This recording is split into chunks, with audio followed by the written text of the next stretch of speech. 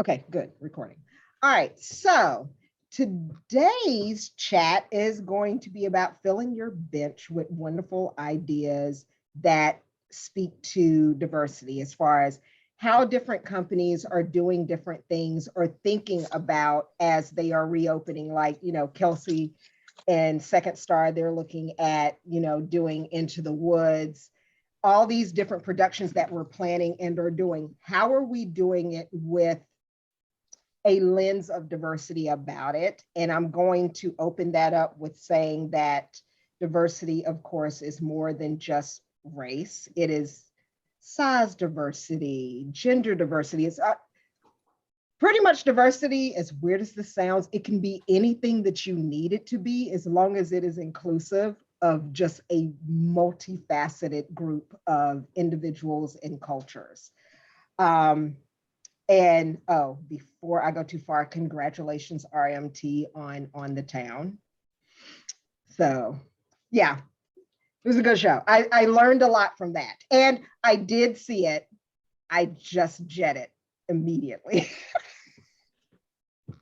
But no, so the question that I kind of want to pose to get the conversation kind of started is, it's holiday season. We're all looking at what we're doing now and what we're looking to do going in the future. What things are your theater companies doing that are embracing the variety in your communities?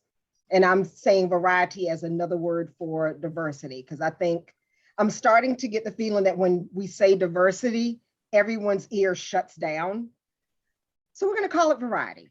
How do we embrace the variety of all these different people that are in our communities? What are different theater companies doing? It's okay to say nothing. Yes, Barbara. This is just one very upcoming example, but last year during the shutdown, we produced a digital version of a program we called the Corner Carol, and this was the idea of our VP Laura Malkus, but bringing back this tradition that the founder of Fells Point, Bev Sokol, used to do around this time of year as like a sort of community sourced cabaret for the holidays. And so again, we reproduced it digitally last year, and then this year we are doing it in person because we have reopened. And we've reached out to folks in our community that we want to build stronger relationships with, folks who we've worked with, folks who seem really jazzed about this idea, and asked them, what is your offering? If you want to sing something, if there's a poem about this time of year that really like resonates with you. We know folks have different kinds of traditions within their communities and families and groups. So really kind of trying to solicit those things from people and allowing, making the space for people to bring things of their own and kind of share that as an offering for each other. So that's just something, that we're doing. It's only a one-night event. It's not a run or anything. So blink and you miss it, but it should be a really great time. I like that. Anyone else? Kelsey, I know y'all are doing something or did something. I keep seeing it show up on my Facebook timeline. So we, last year, we put together a similar digital cabaret celebrating different things from the season. We did it in 3 different pockets, and they were these long adventures with folks from our community, different songs based on musicals or like holiday classics, etc. And so we're kind of repurposing those with everybody's permission. Of course, we reached out and we were like, hey, we'd love to share these in smaller snippets on social media, because social media, we all have a 30-second attention span. So luckily everybody was like, yeah, that sounds awesome. So we're resharing some of those alongside of all our other stuff, but we are really excited. We we are back to caroling at the Bowie Town Center this year. Oh, nice. One of the things that we're working really, really hard to do is continue to ground our home base in Bowie and PG County. And so we were thrilled that we were able to actually get in touch with someone. We've tried every year, but this year we actually got in touch with someone. So we're approved, we can go. We're all going to be masked as per all the things, but we're going to be able to get the community together. We're also offering, we're inviting a bunch of the kids in the drama club at Bowie High because they lost their theater teacher recently. So we're looking to that as a community that we can serve too. So we're starting that process this year. Wow, I'm like excited. I'm tingling over that. I was like, yay! All right. Anyone else with holiday thingies going on in your area? Just this afternoon, we closed our musical version of A Christmas Carol. And because it's by a local playwright and we are in very good terms with him, we were given streaming rights to it. Wow. Which is fabulous because we didn't have to pay for any streaming rights. And I do want to ask all of you some questions about that a little bit. However, we closed that today. It has always been our tradition to give around 10% of our take for our holiday show to an organization of charitable nature. You know, whether it's a food bank or diapers for babies or supporting musicians or supporting another theater that was flooded during Hurricane Irene. You know, wherever we think we can make a little difference. It's a small, it's not a huge donation, but it's what we're able to do with that holiday show. Because we had to go down to such small audiences for that and reduce the number, because we usually have our lobby is crowded. It's a 90-minute show. They have a half an hour to turn over to the next one. We just couldn't double up that way and triple up on shows on Saturdays. So we cut it down, but we were still able to stream even the shows that we didn't fill with a live performance. So a lot of good things were happening there, but we are really concerned that our little nut for contribution will be just terribly reduced because of how few tickets we've sold, how few performances. So we've decided that since we are completely masked in our building for our organization holiday party, we're not hosting a big dinner for everybody to come in and potluck and all kinds of fun and games for us. Instead, we are going to be opening the theater this Thursday, which is Midnight Madness downtown Annapolis. And we're letting everybody on the streets know that our bathrooms are open. Our theater is clean. We keep everything clean, and we'll have little goodie bags for people to take since there's no eating in the theater now because of the mask mandate. But they can take a hot cup of cocoa, or they can take a hot cup of coffee with them and a cookie and eat it out of doors. So we're trying to just, as Kelsey was saying, in Bowie, we're trying to do something similar through different means in Annapolis, just to let the people know, hey, we are in business. We're back at it, and we'd love to have you come see us. And if the reason you're coming is to use the bathroom, that's okay. Come on in. At least now you know that we're here. And that's right. I think that is half the problem for a lot of theaters, because I can say even for all the theaters that are represented here, I know where all of you are because either I've attended a show there or I've been in a show there. But honestly, prior to me being in theater, I wouldn't know where any of you were. I wouldn't know that you existed. I lived pretty much down the street from RMT for years before I even walked into their space to audition. I was like, wait a minute, there's a theater company like 2 miles from my house. So consistently always assume no one has any idea that you are there. So even the smallest things that you can do would be amazing. And always ideas pop up in my head. Anytime I'm in a room or a Zoom with Stacy, ideas pop up. So all of a sudden I am thinking for LTA, for your Christmas Carol cast to literally go outside and start caroling after one of the shows, just on the streets. I don't know why I think that will work, but I see so many people walking dogs in your neighborhood that I'm not sure have ever been to your theater. Well, that's like when we did the question, what are some things that you think of Mhm. when the community thinks about your theater? I go, who? Because I talk to people who live right next door to me on my street, and they see me in my paint clothes and they go, where are you going? And I go, I'm going to the theater now. And where? What? People that lived here 20, 25 years don't know it's there. And that building has only been a theater and people don't know what it is. So yeah. Yeah, it's one of those things where during this time of year, just even though I know it's a busy time of year, whether it's online or whether it's, you know, something that you're doing in person, all these different things. I even asked my husband, I was like, so honey, what would you want a theater company to do? And he's a theater snob in terms of he watches the performance and will either love it or hate it. But outside of that, he's not theater at all.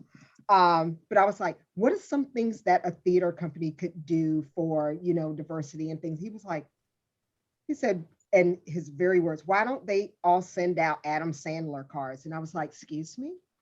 And he was like, you know, he has that one song that encompasses all the different facets of Christmas. I can't think of it. I just know it ends with Christmas Kwanzaa or something like that. But he was like, yeah, he was like, if they were to create that card and just send it out as a theater company, he goes, that way everyone's covered, everyone's involved, and it's just there. I was like, oh, okay, I'll mention that in my chat tonight. So, but yeah, it was that. And I know for the theater company that I'm with, we're doing a food drive and a clothing drive and delivering that to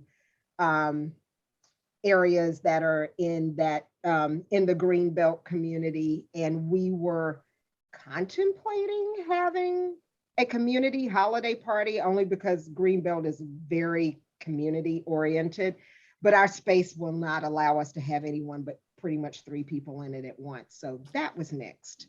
But I do like the idea about them coming into, well, whether it's use a bathroom or even, I know Greenbelt has their holiday walkthrough kind of, people get dressed up. It's similar to Halloween where everyone gets dressed in costumes and they go from store to store. They do that also for Christmas and or New Year's.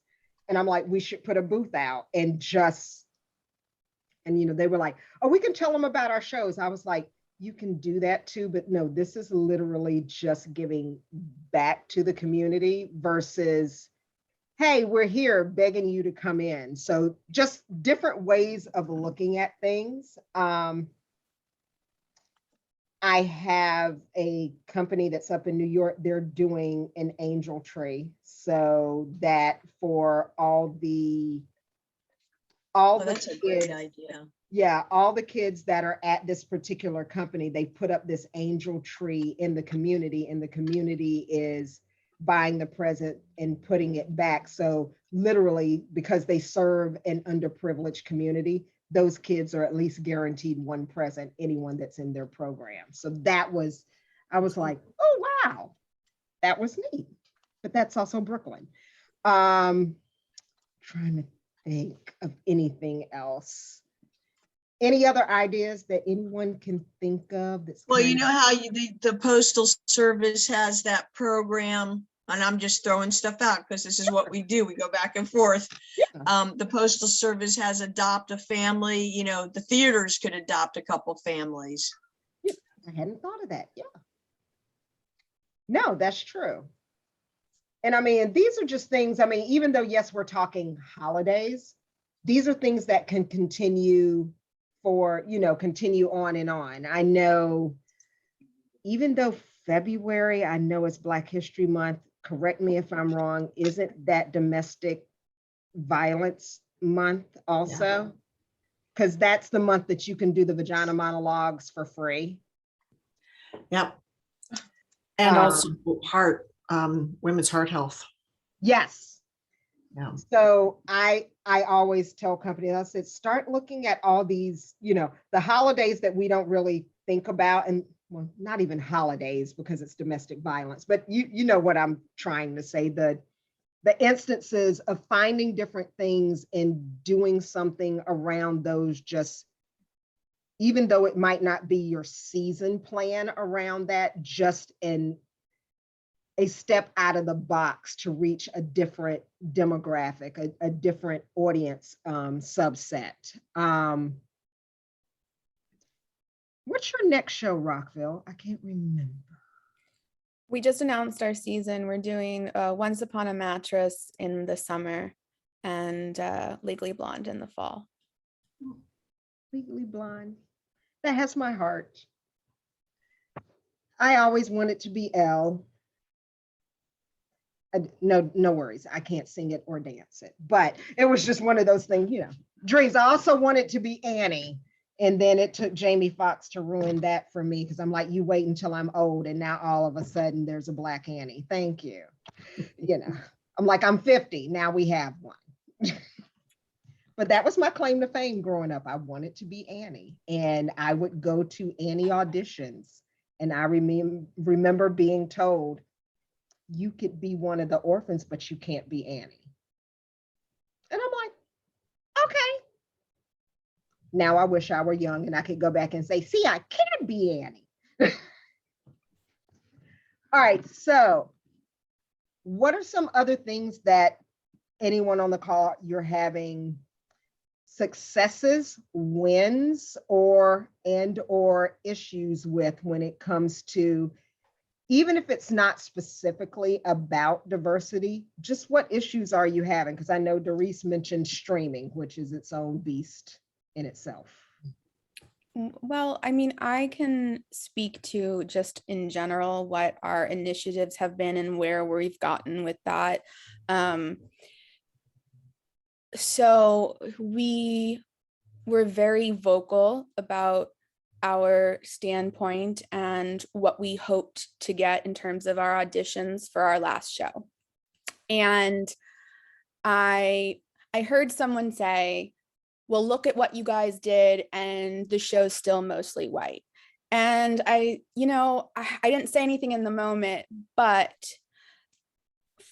first of all, I know for a fact that there are people who joined that production after seeing the statement that came out and wanted to work with us because of that.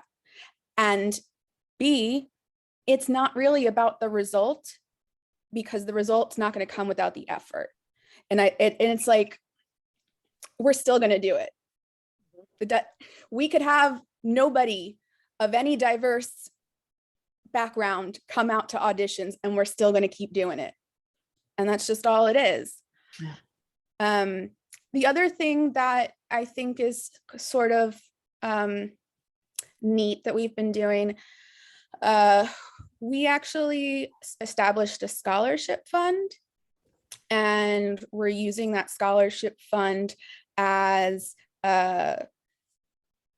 basically an opportunity for people to say, I want to do this show, but there are financial commitments to doing community theater.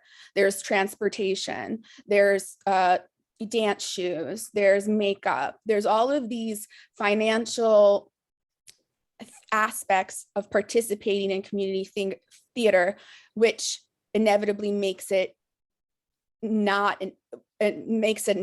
equitable. And so that is an opportunity for people to say, hey, I need a little bit of financial support for gas, or I don't have any dance shoes and I can't afford $100 dance shoes and things like that. And so that was a really nice thing that we implemented for the first time with our production that just closed. And so I think that was really special. And Dana, how did that work? I saw it and I was very impressed with, I saw it on your website. How many people applied? How did you choose? So the way that we did it, on the audition form, there's just a little box that says, I'm interested in learning more about the scholarship fund. And then we go and we explain what it is, and we let everybody know that it exists. And then we designate one representative. So there's only one person who interfaces with the people. So it's not, embarrassing or intimidating to approach. So there's only one representative that the cast member can go to and submit. And then the RMT representative then comes back and says, we have this request, and then we disperse the money from there. And is that money coming from, only because I'm now interested, is that money now coming from internally, or is it granted by some other form outside of RMT? So, I mean, this is kind of how it came about. Unfortunately, we lost a very dear friend of ours and a board member about a year ago. And, automatically we were like, we need to do something to remember this very special person. And so we immediately thought about a scholarship fund. And at first we were like, maybe we're going to do like a yearly scholarship and people can apply. And then we kind of sort of kept talking about it until it was like, well, maybe it's just a fund that we, raise money for every year. And that money is used to support people who want to do theater and make community theater more inclusive and equitable. Love that. Love that. Great. I love new ideas. Mhm. Wow. Now all of a sudden I'm sitting here thinking, because similarly with Confidence Theatrics, for the training that we have, same thing. Like if I've had people that were like, I really want to take the screenwriting class. I know it's only $40, but I can't afford it. And I'm like, just sign up. Got you. We, with the donations that come in, we could eventually we'll get to where all the classes can probably be free. But, for right now, it's like, if I have someone teaching from California, I at least need to give them, $30 or something just for doing it. But yeah, so I love that idea. That is like amazing. And it pays great honor to the board member, and, just to giving back. That piece it means more to the community than I think a lot of people think. It's like, yes, you have a scholarship fund, but you have a scholarship fund based on someone that was really active within that board community, and you now see that scholarship at work, and that just speaks volumes. And it really is, an appropriate way to honor him, because he was so warm and welcoming of new people. And we've just instituted, the Sony Matthew rule, where everybody is supposed to go and introduce themselves to someone new in the cast, etc. But it was just, he was such a bright and warm individual who brought people in. People want to be at RMT because someone like him went up to them at the first rehearsal and said, hey, nice to meet you, want to go out for a drink, things like that. And so that idea of inclusivity and welcoming people just really aligned with his personality. And I was like, this is really apropos. It was. I never worked with Sonny, but he did audition when we were doing Hairspray, and he made auditions fun, though he was just auditioning. As the choreographer, I'm going, it is rare that someone that's auditioning makes the auditions fun, but he did. And I was just like, okay, Sonny, come up here in the front. And he was just that person where if someone else was struggling, he would just, you got this. He was like, if I can do it, you can do it. He was like, I'm not that much of a dancer, but he was that guy. And I am honored and overjoyed that y'all are doing that in his honor. That is amazing. Amazing. Anything else that anyone is doing or has questions about before I go into just some other tidbits of ideas in your bank? Oh, just, okay, So- Kelsey. I guess one thing that I have kind of a small success, and then something that I'm trying to brainstorm, and I'd love some other thoughts around it. And I say I, but really it's everyone with us. But one of the small things that we're having success with too is sharing other community events on our social media and connecting that way with like local businesses and things like that. Like one was doing Toys for Tots, and we shared their Toys for Tots event and things like that. So we're having, because we're not open, so we're having some success with that, which is really nice for continuing the roots in the community. One of the things that I think is presenting a challenge, and I think it's a challenge to anyone that's been on an artistic team before, is that, and I know we've talked about it in these conversations before, the idea that when you come out to audition, a lot of it depends on who's behind the table for various reasons. But if I know a director and I've loved working with a director, or a choreographer, or a music director, or even a costumer, I'm like, oh yeah, cool, they're working on this project, let's go.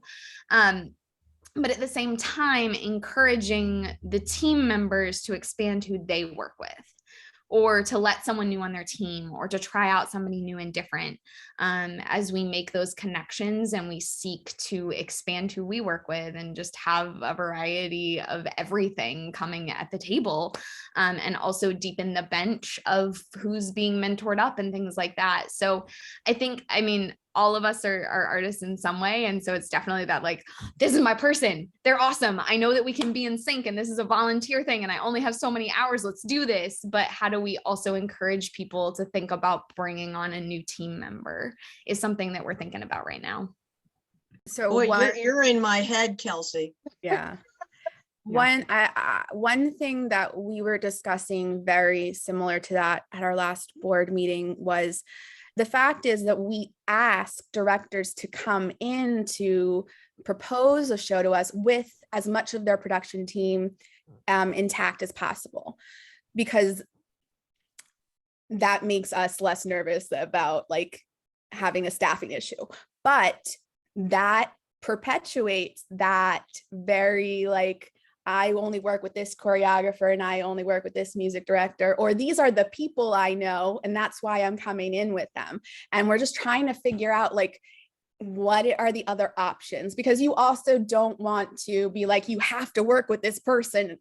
So it's that we've been talking about that. The other thing that we're doing is we're still kind of working out the details and how it works. We're trying to implement a mentorship program.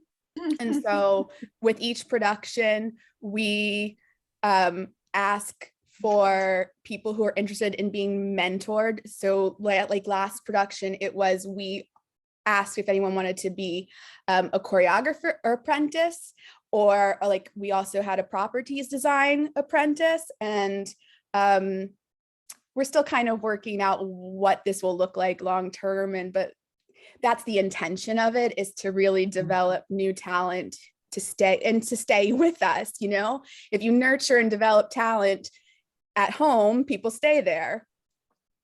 So Great ideas. I can speak to that. Okay. I've been trying to do that at LTA this past year. I put it in our floodlight. I put it in the weekly buzz. And I'm so surprised how few people applied for it. I've got 3 producers that we're mentoring, 1 person right now who's mentoring to be a props coordinator. And that's about as much as I've gotten. And I talk about it till I turn blue. And I have people who are willing to mentor, but I'm so surprised how little people apply to it, especially because we want them to be mentored to be solicited for the governor, the board members.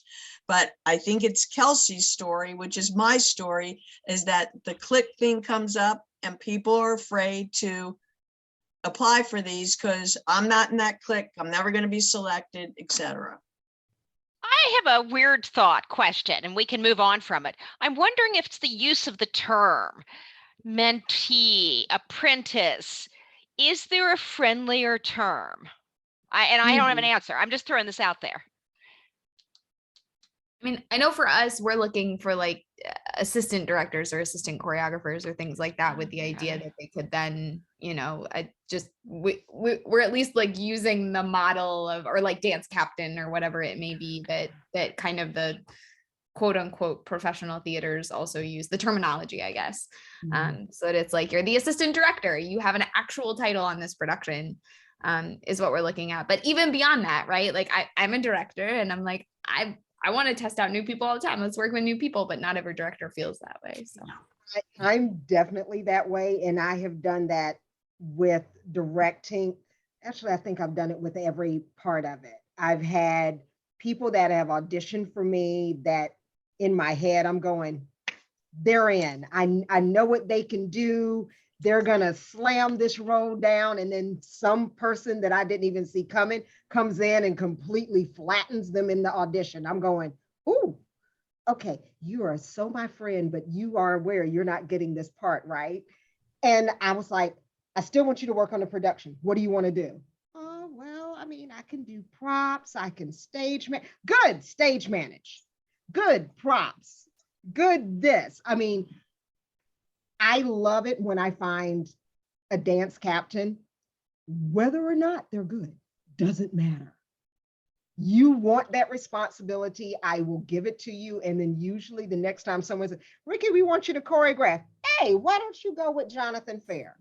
That's how he ended up choreographing. Him and Yvonne Davila were my dance captains and Roz, and I was just like, go. Same thing with Nick Carter. Most of those all started as just ensemble members that I'm going, oh yeah, whatever, that triple turn, can anyone else do that? Because I can't. Can anyone else do that? Good. So I think a lot of that may be with,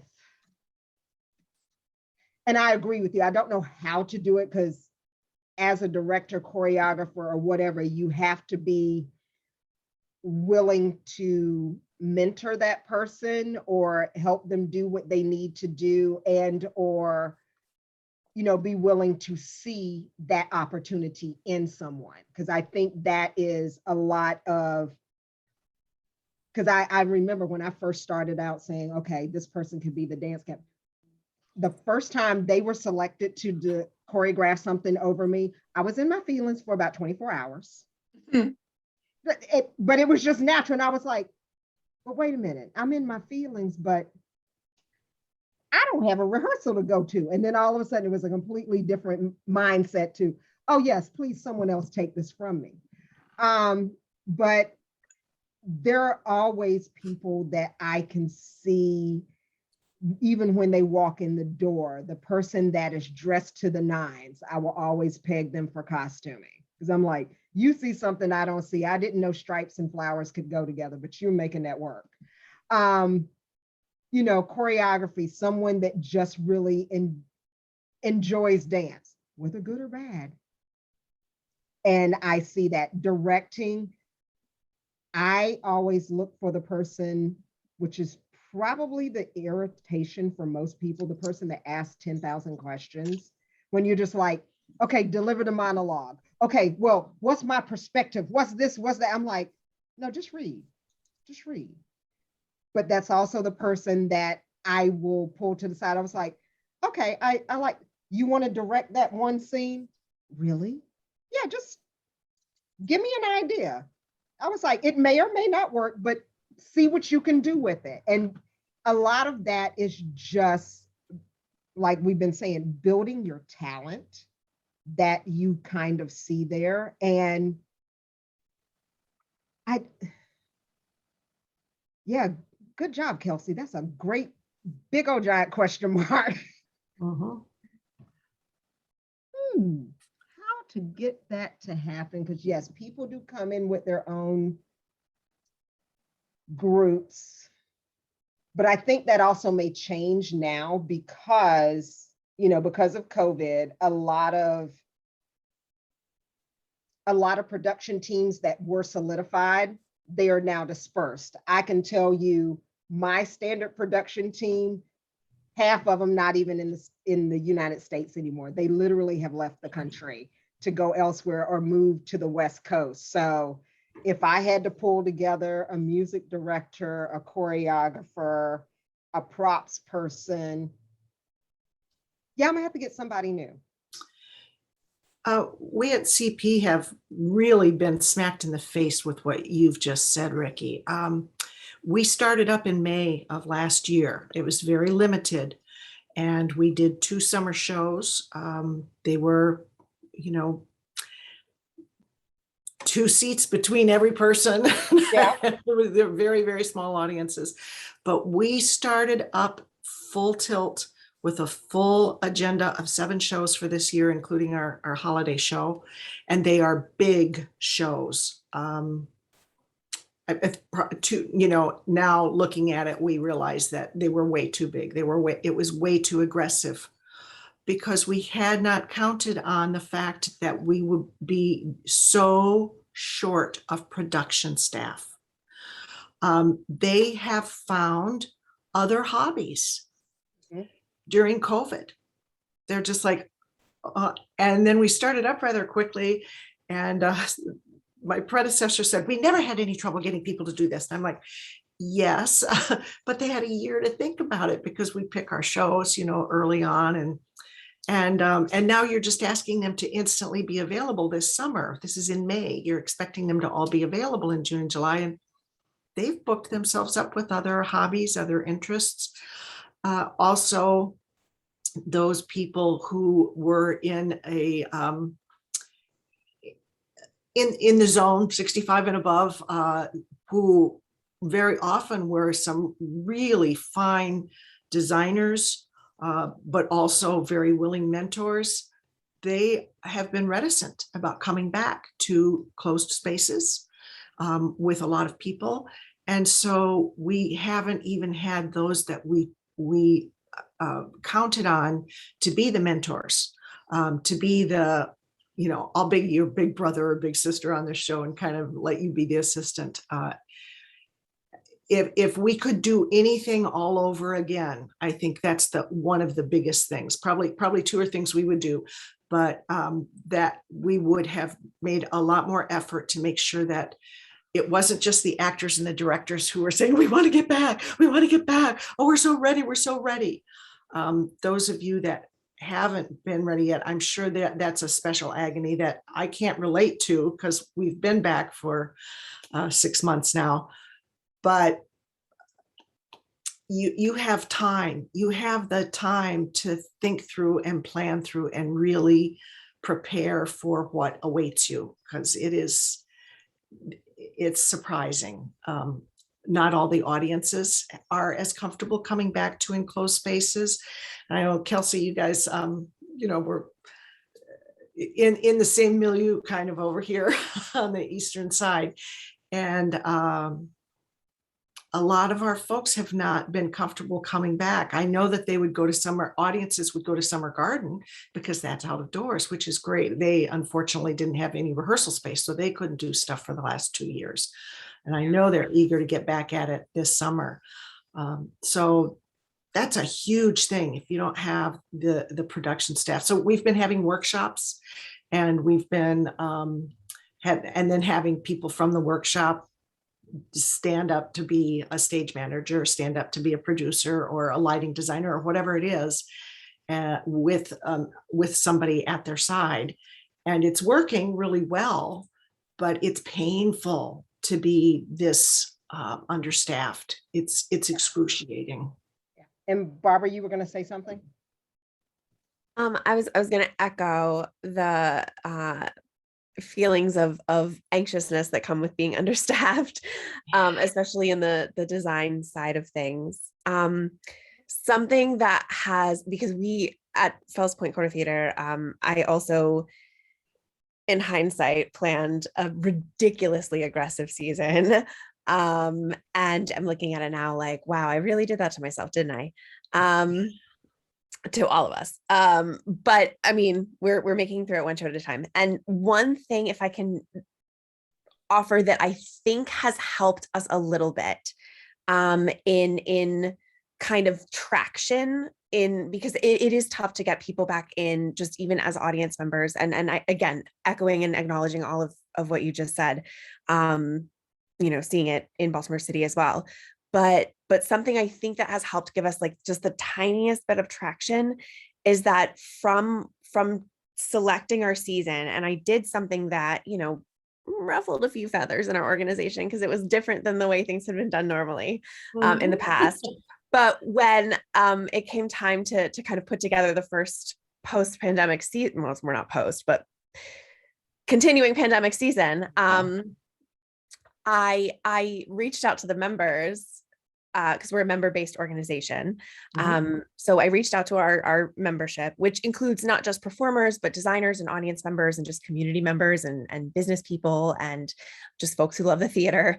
So I reached out and said, I would love to hear one idea from everyone, whatever you want to see, a workshop, a show, a one-night event, just like one thing you want to see the theater do, let me have it. And then I had my little spreadsheet and I put together a season and then,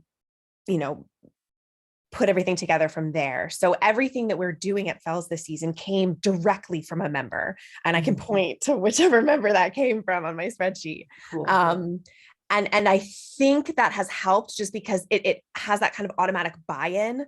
There's folks who are like, hey, that was my idea, or like, hey, I want to work on that, or hey, I want to work with that director, or hey, I want to work, or that issue is really important to me that show kind of, is having a conversation about. Ricky, you mentioned, I think February is Teen Dating Violence Prevention Month. October, I think, is Intimate Partner Violence Prevention Month. I only happen to know that because one of the shows we're doing is the show Gaslight. And we're doing it in February in order to be able to coincide with teen dating violence awareness and the different parameters that abuse can take that aren't necessarily physical. So that's something that we're doing. And then there's some folks who have signed on to that project because they're like, I just want to work on this. Like, I don't care what I do. I'm just interested in supporting this project and this conversation. We're still having staffing issues. We're still answering some of those same questions about how can we, broaden, deepen our bench. How can we get more folks who have the skills or who want to learn the skills, and then the folks who can have the time and the energy to teach them the skills. So I don't have answers for any of that. But one thing, like I said, just I think that has given us a little like oomph is just having that like direct community input and solicitation into our season. Because folks have gotten pretty jazzed about some of this stuff. So it's nice to see. Right. Did you send like an email out to everybody? Yeah, literally just an email. And I'm actually about to do the same thing. And I'm going to make my deadline. My birthday's in January. So I'm going to make the deadline my birthday and then just like guilt people into giving me ideas until then. And it was just like anything they wanted to see, do anything. Yeah. And then, obviously I had to take into account, like cost, availability, feasibility, size of cast. We can't afford or fit 30 people on our stage. So some shows are just out of our wheelhouse for that reason. So there's a lot, obviously, as that goes into picking a show. But it at least gave me a lot of really juicy things to chew on and think about. And we just did that same thing. Well, I just did that same thing at Greenbelt, where I sent a survey out to everyone that's on our listserv, which is like 2,100 people, even though I'm also telling them, I said, only 400 people are opening this. Let's think about, I look at the actual numbers. I send it to 2,100, 400 open, there's a gap. So I'm having that conversation, but I did the same thing. What are we doing well is what I asked them. I was like, what are we doing well? What are we not doing well? What do you want to see? And what do you want to be involved in? Because as we're trying to come back, I'm looking at what are we going to do, knowing that our space is the size of a postage stamp, as I call it. What are we going to do that would allow safety for actors? And I know in PG County, even being masked, but if it ever gets to the point of where it's unmasked, we also have to be aware that in our space, I think the max we can seat is 120, but with a cast, like we're starting to think through all those logistics of things. And I am getting some very interesting things. A lot of them are saying, which shocker to me, why not do the 1 or 2 person epic shows that are out there? So I've been scouring all these things going, okay, what's a 1 to 2 person show?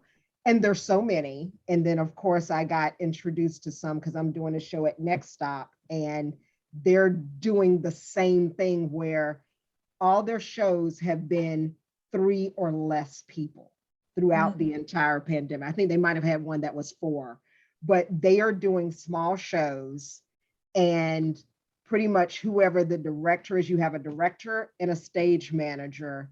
And what they have been doing with their cast is pretty much the cast and the director does the costuming, you know.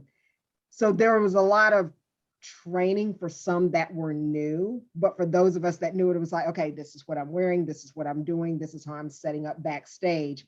But they're also taking those people from the prior show and saying, who wants to house manage the next one? Who wants to, you know, choreograph or whatever? But they have been doing that because a lot of the people that they are pulling in at Next Stop are, you know, yes, it's a professional company, but they're pulling in a lot of people that aren't professionals. Like I'm not. So they were just like, okay, we have Ricky. Ricky, what do you want to do next? I said, Ricky's not available, but I get where you're going with this. It's a great idea. But that's what they have kind of been doing, and they're going to continue to do it to keep their stage presence small so that they could also, because they might also be at 120. I know right now for the shows that we're doing, the max that they're selling is 60. So they can't sell any more than 60 seats. And it looks full until the lights come on. Then all of a sudden you're like, oh, all the hose. Okay. Just look like a lot of people in the dark. But I do like how they are doing that in terms of they're using their talent to fill out the holes, but also helping their talent understand what it is that they're doing and kind of moving them along to see, because I think Jen, who was originally in the first show, stage managed the show that I'm in now. And that was like 3 shows ago. So they're really moving people through that process of finding things that they didn't even know they were interested in. So maybe that's a thought out there somewhere. I really enjoyed it because he was like, Ricky, what do you want to do next? I was like, I am booked for 2022. I can't help you. I was like, catch me for 2023. I think I might be free. That is the polling the community was something that went really well for us in terms of planning a 21-22 season. We had the season selection committee, we expanded our committee to not just be the board, which was amazing. And we included volunteers and all kinds of stuff, but we pulled the entire community, like Nextdoor, Facebook, Instagram. We didn't care. We were like, anybody that wants to send us a show that you think we should be doing, tell us the show that you think we should be doing. And last year we published the whole list. We had I think we read more scripts than ever before. We were introduced to so many new things. We were really, really excited about this season that was super balanced in terms of male, female, variety, diverse, identifies in different ways, characters that identify as different things. We were like, yeah, let's go. Directors of all different. And of course, all of that went haywire. And we ended up with one show. But it was interesting that this season we did the same thing. All of the responses are Golden Age musicals, which don't fit our season selection goals in any way, shape, or form. And I'm like, interesting. Well, not in any way, shape, or form. There are definitely some that do, but there are a lot that were like, that doesn't jive with where we're at right now because we're carrying the same goals forward. And so we've established those to help with some of it too, and crafting a season.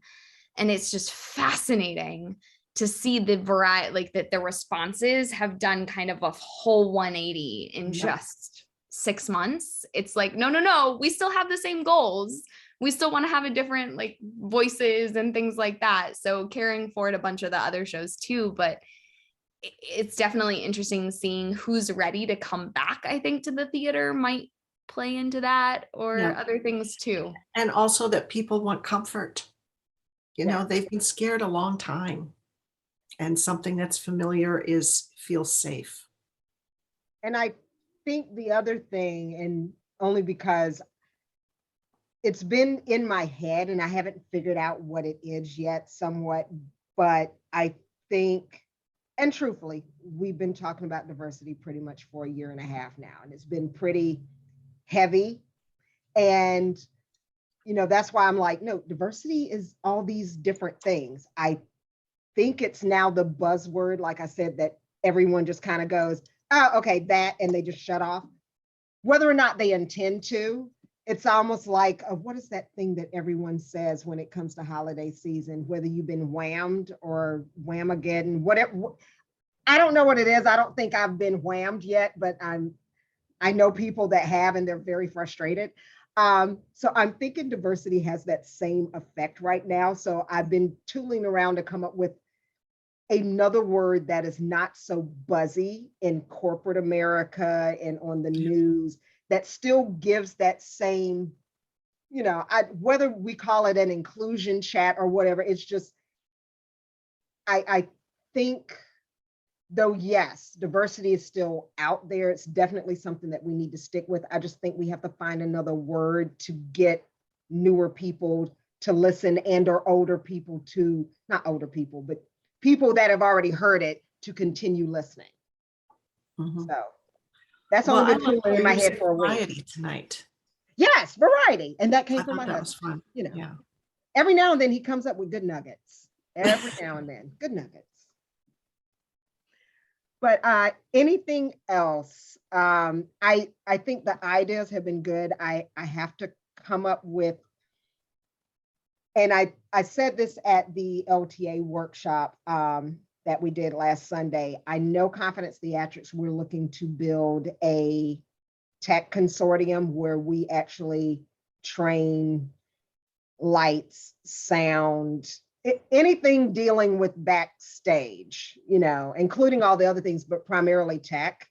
Because literally this week I was called 4 times looking for a musician, a performer, a conductor, and someone to run lights. And I just went, and it was all from the same company. And I'm going, okay, so I don't have those. And I said, and the ones that I have, you already have them. So what did they do that you are now calling me? Do I need to take them off my roster of people that I, delve out? But we're looking to create that kind of training consortium thing and expand it to lots of different people. I'm looking to work with, what is it? PG County Playhouse, maybe? I think that's what it's called. I am not sure. A friend of mine, Stephen Barker's there, and we were looking That to kind of, public playhouse. thank you, Public Yeah. Playhouse. That's it. So to kind of do the training so that as these, and and have them do stuff at different community theaters around, just kind of as a, whether they're watching or interning, so that when companies are in a bind or looking for someone, it was just like, here are all the people that we have. Hopefully they're booked / not booked, if you know what I'm going with, but we're wanting to kind of create that, because tech is one of those things that's always been, regardless of the pandemic, it's always been an issue in the DM, well, I think anywhere, but definitely here. Yeah. I would like to ask a question of other people as you're selecting slates. Now, we are in the throes of our 21-22 season. And so we are planning for our 22-23 season now. And I'm wondering, I've always felt that we should focus on our approach to and our attitude towards casting I shouldn't say I've always felt that way. I feel pretty strongly about that now, that a lot of our education needs to happen internally, about encouraging directors to think about things differently and conceive from the very beginning, conceptualize more openly than perhaps the first reading of a script might cause you to think. But I'm also, as we're looking at selecting plays, I'm struggling with how dangerous can you be in terms of selecting plays that you do not have the performers for. You know you don't have them. They aren't there. And I like to think that you should at least have in mind that, well, we've got a few people who could stretch here or who could do this or whatever, but I'm just wondering if any of the rest of you are struggling with that at all, or if it's a factor in your considerations for shows. Not for us. We always get, I think for the most part, we always get, except for Christmas Carol, everybody, we get a lot of people to audition. for our Fences was part. also difficult though, Stacy, for Well, us. Fences was, Yeah. thanks to Ricky, we were able to, but that was a different animal. But besides that, we're, Yeah. we Well, usually, yeah. And we went through that with Vera Stark. We could not cast that show for 3 full weeks. yeah. Once they got cast, they only had 5 weeks. It was excruciating. Yeah. And- Yeah. And I would say that when it comes to for the director piece, and it's hard for me to actually give an opinion on it because I am that director that likes to break the mold anytime that I'm directing something. Yeah. I'll be the first one to go, oh, we're gonna do August Osage and have biracial couples. And the theater was like, what? But the movie, I was like, yeah, I'm not doing the movie. I'm doing this. Right. And I said, I'm gonna try to do it this way, see if it happens. And it did. But I think a lot of it is in your, and it doesn't mean that every single show has to be that way. I think there has to be some give and take in terms of supporting the subscribers that you have and the as is subscribers, and then support the to be subscribers, which are sometimes two completely different audiences. Right. So yeah, I would veer away from anyone saying, oh, we're just going to do 100% diverse an entire season. I was like, you might want to do Patent Leather Shoes Really Do Shine Up and then mix it up with something else, like Sound of Music with Priscilla, Queen of the Desert. Like those two are so completely separate, but you get both ends of the spectrum. So Doris, which play were you thinking about in particular that you're asking this question? I'm just curious. I'm not thinking about any one particular play right now, Stacy. I just know that this past season, we did, by the way, Meet Vera Stark, and it required 3 women and 1 man of color. And That was hard to get. one is from our local talent pool and is wonderful, absolutely fabulous. But I've never in the 50 years I've been doing community theater, I have never seen anybody have to work so hard to get a cast, ever. Well, I can give you insight in terms of it. Let me give you the best way to explain it, and because this Okay. happened many, many times.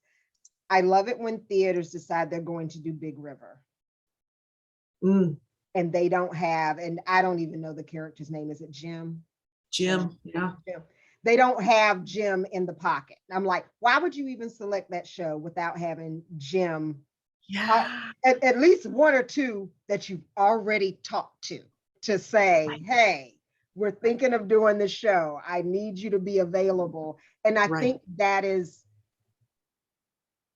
when it comes to POCs, regardless of where you're trying to get them from, if Mhm. it's a show where that particular role has to be specific, you have to do the community outreach groundwork way in advance and get agreement that they would even come audition. Not that they have the role, Right. but get the talent to even come audition. And primarily because right now everyone's, what I am seeing is that those, not every company, but a lot of companies are doing, okay, well, let's do Fences, let's do Radio Golf, let's do August Wilson, let's do Raisin in the Sun. And it was like, yay. But, and I will always go back to my favorite. Do Cinderella and just cast it differently.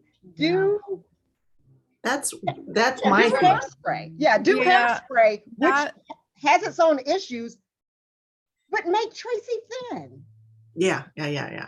that conversation See, came up. I love that. And that's my approach. Well, I'm living through a season that I didn't have any influence on, Yeah. and we're getting by as best we can, but thank you. I do. And I'm sorry, Dana, I know that you were going to say something. Well, I was just going to sort of echo what Ricky was saying, because this did come up for us. I mean, we have a very small season compared to probably the rest of you guys. But when we were thinking about shows, this conversation happened. And what we are trying to do is produce classic or popular musicals, Mhm.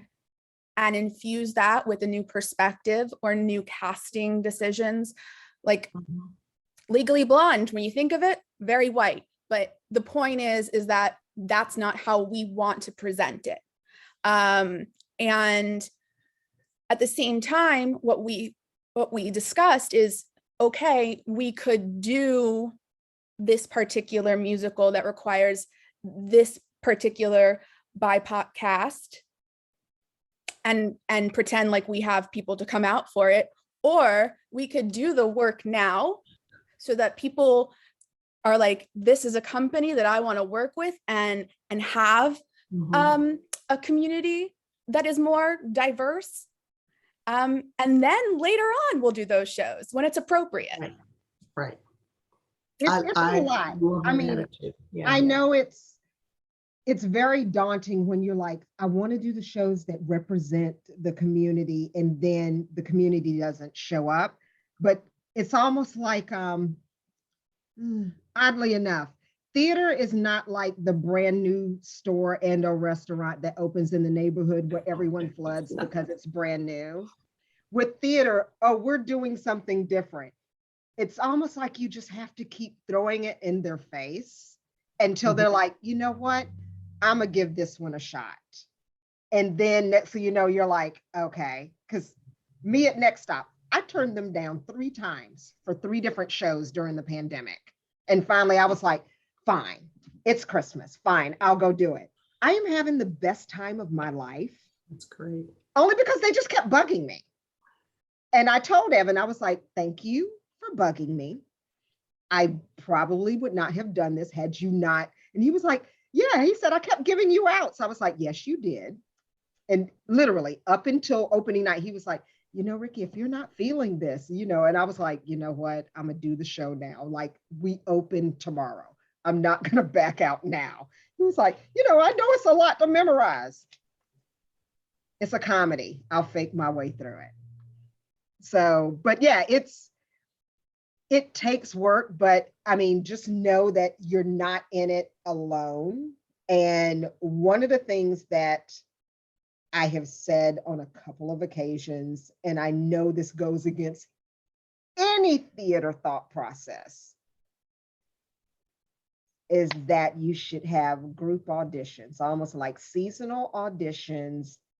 Couple of theater companies, these are the shows we're doing, and you just do, what do they call it, SETC that they have down in North Carolina, or the DC non-EC auditions, whatever those things are, but not anyone's favorite, because of course you cast your entire season, half your cast says, okay, now we can't do it, but you're only having to find those few versus having to go find an entire show. Just as I will always throw that out there because I think group auditions or seasonal auditions help because the people auditioning get to see multiple companies. They get exposure to multiple shows, and also companies get exposed to different people. So the people that audition for LTA might not audition for RMT, may not even go as far as Colonial Players. But hypothetically, if the three of y'all were to get together and do, a combined audition, just here are 3 shows, you're just coming to audition for all 3 and you're willing. The people that would show up are going to be different in different areas. So yeah, don't know where that came from. It literally just popped up in my head. Probably not even related to the conversation at hand, but Sure. I think what everybody's talking about is something that like we've been hitting on too. And Bowie, Second Star, PG County, we are in a majority African-American community. And so it has been, as we are examining things and using the time that we're closed to really think through what are the next steps and how do we actively represent our community, and drill ourselves down as a PG County Bowie community. Part of it has been this same reflection of what shows are we choosing? How are we making sure that the community is excited about the shows? How do we get them in the door? And so we're planning these things like general brochures to hand out that are like, hey, did you know that we exist? We exist. Come hang out with us. But also starting from that place, like our season selection process with all those shows from the community, all of a sudden we had things that they were excited to do. And we had directors that were excited about particular projects. So we had, I think that's another thing that helped a lot was the idea that a director was like, I really want to do this show. I have about 15 people that are interested. The show is 5 people. So, we have some bench coming in, and that exposes people to new people across the board. But it's a consideration of how do you start with these shows? And we put on there that our directors must select shows that can be cast anyway. If it is a class, like a quote unquote classic. So if it's Cinderella, you have to be open to casting it. However, with like whatever you want. And that's what we want to see reflected on stage is our community. And then additionally, we're also looking for shows that reflect our community as well. So we started looking at scripts like Sweat or like Fabulation of Undine, or we're trying to build, and please nobody take the show because we're really excited. But we're trying to build up a base to get to Crowns, which was one that the community was very excited about. Yeah. But we know that we need to find the gospel music director. Yeah. So that's step 1. that would be LeVar Betts. He's in my back I'm pocket. already talking to him. He's phenomenal. Yes, he will do pretty much. If the boss says it, he'll do it. The quote unquote unofficial mayor of Bowie at the Bowie Community Performing Arts Center recommended him to me. He was like, do you know this person? Know this person. He is, for those of you that have been around long enough to know J. Michael de Havilland, LeVar is probably going to be nothing like J. Michael. So let's be clear there. But yeah, he's the baby J. Michael is what I'm calling him. The baby infant version of J. Michael. But no, that would definitely be a good one.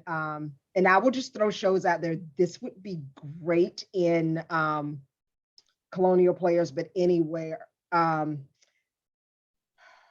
why did it leave my head? Forever Patsy Cline. Oh, yes. Yeah. That show comes with a tour bus. Yeah. It does. Like when my sister Anya did it at Winter's Lane, they had to extend the show because there was 1 or 2 tour buses at every single show. It's part of the rights that when you do that show, it goes on the Patsy Cline, everything that this show is being done, and people travel. They could care less who is singing it, they just go. It's like doing that or anything dealing with Elvis. They kind of come with their own tour buses. And I put that out there and people are like, oh, but it's so hard to find someone to sing like Patsy Cline. If you put that out there, she will show up out of the woodwork I'll bet. easily. And her friend can be of any race, though she is real and she's not a person of color. The story is more about Patsy than anyone else. So you can get away with a lot. But yeah, I throw that out there. That is a show that you get mega returns on if you can get the rights for it, because it comes with the tour bus. Speaking of rights, have any of you, I'm guessing as you are ramping up or in the throes of your season, you've seen the incredible increase on all of the rights houses. I was shocked that rights that we had gotten in March of last year, when we get our rights for the following year,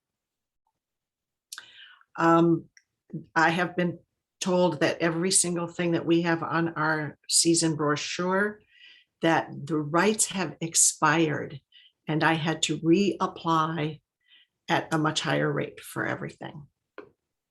Yep. Keep a lookout for the $99. They keep running specials at, I think it's Concord Theatricals. Yes, yes.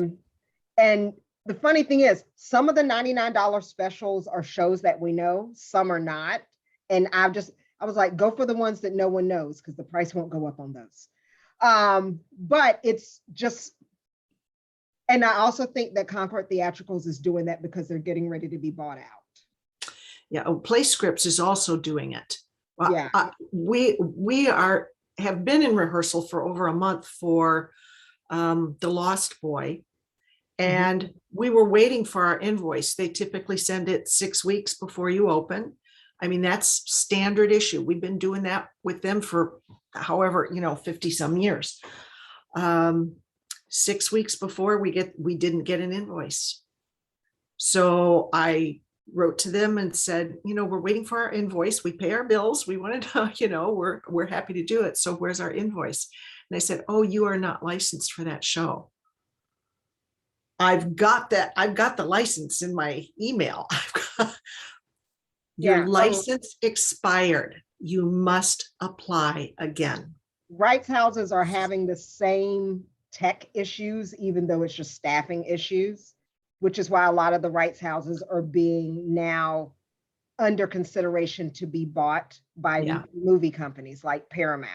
Right. And we all know that once Paramount or anyone of that nature gets a hold of plays. Right. Yeah. So But I had to apply for our entire rest of our season. And I got them again, but at a higher rate, sometimes $400 more, sometimes close to $1,000 more for the rights. jack up So, those prices, ticket prices. yeah. That's all I got. Well, look, I don't want to keep anybody later, but I have thoroughly enjoyed the conversation. And I learned a lot. And Kelsey has given me a task of building that tech bench. We'll help you. Okay. Let's do it together. I'm going to need help to build a tech bench for the community, but it's on our list of goals for Confidence Theatrics, and I think we have the connections to do it. I'm just going to need someone other than me to get it done. Yeah, but with that, thank you all. Continue to do all the amazing work that you are doing, trying to do, stumbling blocks, whatever there is. And as I always say to other people, that the people that, for me, and it's not to say that the others that don't show up, but the people that I see on the calls, if someone says, I'm looking for a theater to go work with, there's a short list of theaters that I can hand out. And because people that are coming to me, they're looking for people that are doing the work. So I always know where I can send people that are, doing the work. So thank you. Thank you very much for this. You're welcome. Yeah. Have a happy holiday for everyone. All of you. All right. Happy holidays.